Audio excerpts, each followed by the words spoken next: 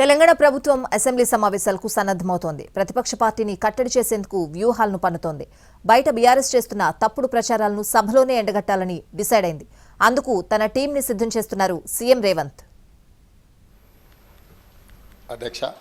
తెలంగాణ ప్రభుత్వం ఈ నెల 9 నుంచి అసెంబ్లీ సమావేశాలను నిర్వహించబోతోంది. అందుకు అధికార యంత్రాంగాన్ని సిద్ధం చేసింది. ఇక రాజకీయంగా ఎజెండాను ఫిక్స్ చేసుకున్నారు సీఎం రేవంత్. ఈ అసెంబ్లీ సమావేశాల్లో కీలకమైన అంశాలన్నింటినీ చర్చించాలని సర్కారు భావిస్తోంది. ఇప్పటి వరకు ఒక లెక్క, ఇకపై మరో లెక్క అన్న రీతిలో ప్రభుత్వం కొంత దూకుడుగా వ్యవహరించాలని చూస్తోంది. అధికార యంత్రాంగంతో పాటు రాజకీయంగా కూడా పూర్తి స్థాయిలో ప్రక్షాళన మొదలు పెట్టాలని నిర్ణయించుకున్నట్టు తెలుస్తోంది. అసెంబ్లీ సమావేశాల్లో ఇన్నాళ్లు ప్రతిపక్షం చేసిన తప్పుడు ప్రచారాలపై సభలోనే నిగ్గు తేల్చాలని భావిస్తోంది. ఇక సంక్రాంతి తరువాత రైతు భరోసాని కూడా అన్నదాతల ఖాతాలో వెయ్యాలని ప్రభుత్వం నిర్ణయించింది. అయితే గత ప్రభుత్వంలో జరిగిన లోటుపాట్లు లేకుండా చూడటంతో పాటు పరిమితి విధించి రైతు భరోసా అమలు చేయాలని భావిస్తోంది. దీనిపై ఇప్పటికే డిప్యూటీ సీఎం భట్టి విక్రమార్కతో సబ్ కమిటీ కూడా వేశారు. ఆ కమిటీ త్వరలోనే నివేదిక ఇవ్వబోతోంది. దీనిపై సభలో చర్చ పెట్టాలని ప్రభుత్వం భావిస్తోంది. అసెంబ్లీ తీర్మానానికి అనుగుణంగా రైతు భరోసాను అమలు చేయాలనేది ప్రభుత్వ ఆలోచనగా ఉంది. ఇప్పటి వరకు 5 నుంచి 10 ఎకరాల మధ్య ఉన్న రైతులకు రైతు భరోసా ఇస్తే ఎలా ఉంటుందనే చర్చ నడుస్తోంది. తెలంగాణలో చిన్న సన్నకారు రైతులే ఎక్కువ కాబట్టి 5 ఎకరాలలోపు రైతులకు రైతు భరోసా వేస్తే ఇబ్బంది ఉండదనేది సర్కారు అభిప్రాయంగా ఉంది.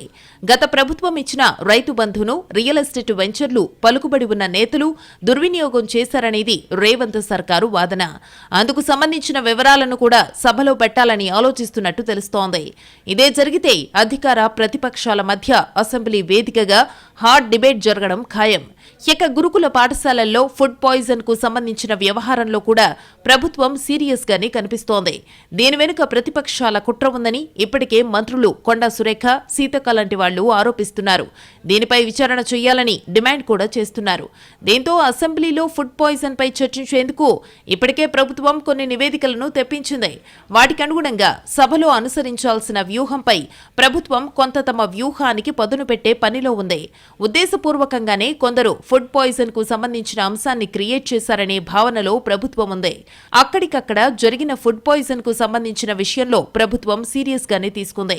కానీ ఉద్దేశపూర్వకంగా చేస్తున్న సంఘటనలపై కూడా అంతే కఠినంగా ఉండాలని సీఎం భావిస్తున్నారు. ఇప్పటికే అధికార యంత్రాంగాన్ని పలుమార్లు హెచ్చరించారు. దీనిపై సభలో ప్రభుత్వం ప్రకటన కూడా చేసే అవకాశాలు ఉన్నాయి. ఇక తెలంగాణలో పరిశ్రమల ఏర్పాటుకు సంబంధించిన అంశం మీద కూడా పొలిటికల్ వార్ నడుస్తోంది. దిలావర్పూర్ ఘటనపై సంబంధించిన నివేదికలన్నింటినీ సభలో పెట్టాలనుకుంటోంది రేవంత్ సర్కార్. దిలావర్పూర్ పరిశ్రమకు అనుమతులిచ్చిందెవరు, డైరెక్టర్ ఎవరు, ఇలాంటి వివరాలన్నింటినీ దాచి ప్రతిపక్ష పార్టీ కాంగ్రెస్ సర్కారు మీద ఆరోపణలు చేస్తోందనేది రేవంత్ సర్కారు వాదన. ఈ వ్యవహారానికి సంబంధించిన డాక్యుమెంట్లను ఇప్పటికే కొన్ని విడుదల చేసింది ప్రభుత్వం. దీనిపై పూర్తి స్థాయిలో చర్చ చేయాలని చూస్తోంది. అటు లగచర్లలో జరిగిన ఐఏఎస్ అధికారిపై దాడి లాంటి అంశాలను కూడా చర్చించాలనుకుంటోంది ప్రభుత్వం.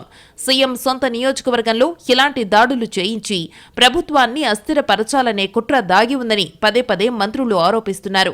ఇప్పటికే ఈ కేసు విచారణ కొనసాగుతోంది. దీంతో పాటు ఆయా భూముల సేకరణకు సంబంధించి నోటిఫికేషన్ కూడా విడుదల చేసింది. ఫార్మా కంపెనీల ప్లేస్లో టెక్స్టైల్ పార్కును ఏర్పాటు చేస్తూ భూసేకరణ చేయాలని ప్రభుత్వం నిర్ణయించుకుంది. 2 పరిశ్రమలకు సంబంధించిన భూసేకరణ వివాదంపై ప్రభుత్వం ప్రజలకు వాస్తవాలు తెలపాలని, అందుకు అసెంబ్లీని వేదికగా మలుచుకోవాలని భావిస్తోంది సర్కార్. తెలంగాణలో కాంగ్రెస్ ప్రభుత్వం ఏర్పడి ఏడాది పూర్తవుతున్న నేపథ్యంలో కీలకమైన శాఖల ప్రోగ్రెస్ ని కూడా సభలో చర్చకు పెడితే ఎలా ఉంటుందనే అంశాన్ని కూడా రేవంత్ సర్కార్ పరిశీలిస్తోంది. అలాగే ఇప్పటివరకు ప్రభుత్వం చేసిన రుణమాఫీ పైన సభలో చర్చించాలని భావిస్తోంది.